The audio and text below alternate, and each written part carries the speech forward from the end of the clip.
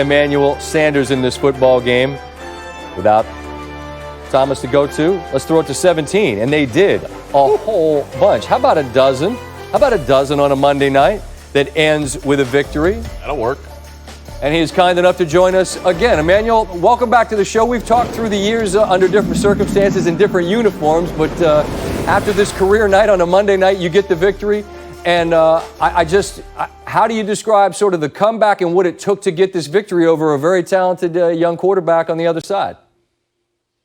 Yeah, I got a lot of respect for that young quarterback. I feel like he's going to be a player in this league a long time. I said earlier in the week, just his personality, just how he goes about the game, just kind of lackadaisical, calm, cool, and poised. And so, I got a lot of respect for him. And obviously the past 2 weeks, we haven't started off how we wanted to start off last week, versus the Lions. So we had a 14-0 deficit in this week, But as long as we keep winning, that's all that matters. And so.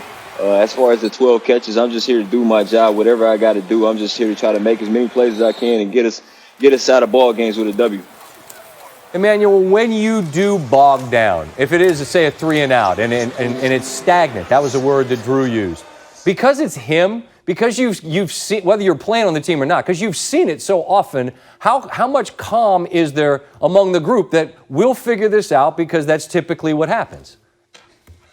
Yeah, last week we were down 14-0, and I learned a lot of lessons from Mike Tomlin. But one thing that I took away from him, he always used to say, "Smile in the face of adversity." So whenever we down, I'm just sitting there smiling, because at the end of the day, there's nothing you can do about it but go out and make plays and have fun and play football. And so, that's what I was doing tonight, and that's what I was doing last week. And when you got 9 at the helm and you got Sean Payton calling the plays, and with the receivers that we have, even without Michael Thomas and Alvin Kamara in the backfield, I just feel like we could score at any time and score at any moment and drive down the field. So, as much as you don't want to be in that position, we were in that position, so we had to make the most of it, and thank God we were able to get out with a win.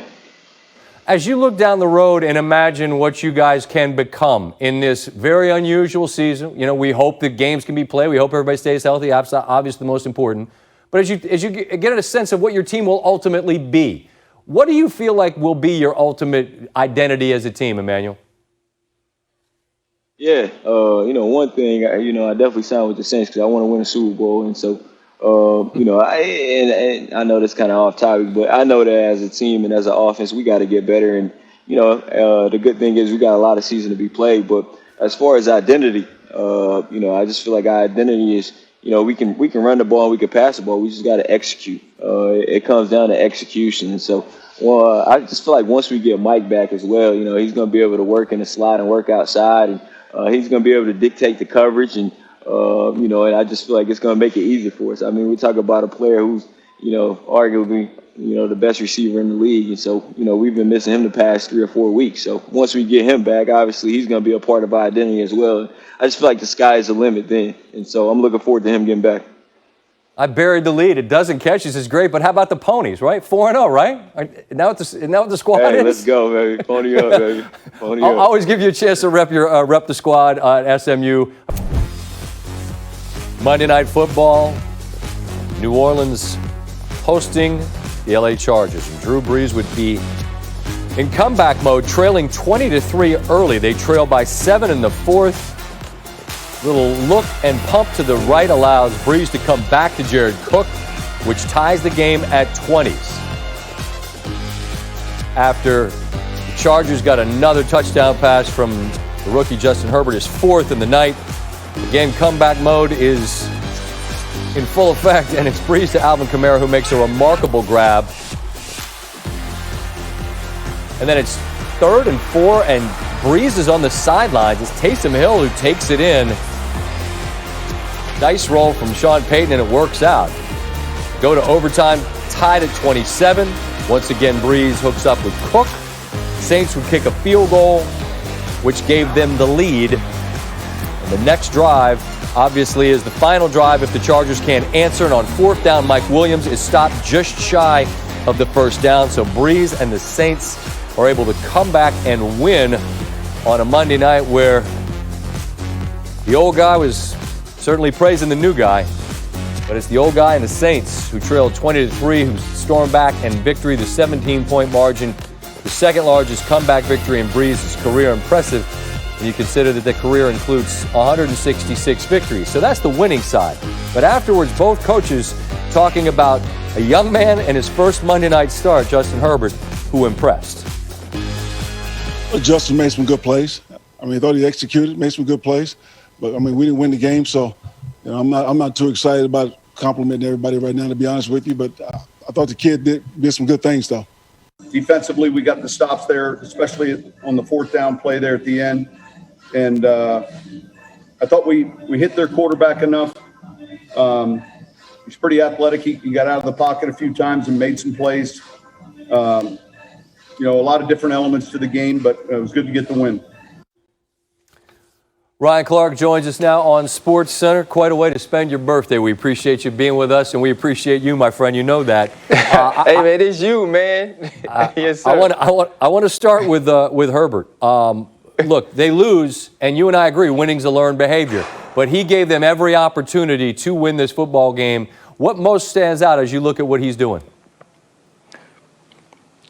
You know, Scott, I listened to you talk to Lewis and Brian, and you talked about his ceiling, but to me, it's his floor because we're expecting him to be better. And if you watch him in situational football moments like the red zone tonight, he was absolutely amazing. He had total command. Here you're going to see they're locked up outside, and now there's going to be a combo on the two inside receivers. So he knows right away he can get Hunter Henry to the corner. As Hunter Henry is going, he realizes it's a double robber in the inside, so he can float outside.